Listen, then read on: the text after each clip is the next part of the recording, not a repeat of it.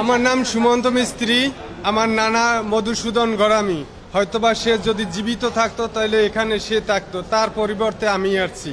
আমার নিজের কাছে খুব অনুতপ্ত হয় বা অনেক খারাপ লাগে যে যে দেলোয়ার হোসেন সাইদির বিরুদ্ধে সেও একটা চক্রান্তের সাথে জড়িত হইয়া টাইনু বলে সাক্ষী দিয়েছে।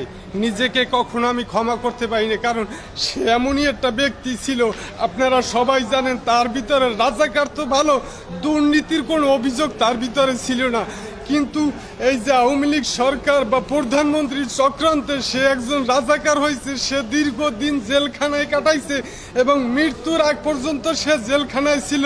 সেজন্য নিজেরে ক্ষমা করতে না পাইলে আমি এইখানে আইসা আপনাদের সবাইরে জানাইতেছি এবং মিডিয়ারে জানাইলে দেশবাসী জানবে, সেই জন্যই আমার এখানে আসা। আমি আমার প্রধান বিচারক বা সবার কাছে আমি বিশেষ অনুরোধ করতেছি যে এই হুজুরের যে শাস্তির এই দিতে যারা জড়িত আছে সবার যেন শাস্তি হয়।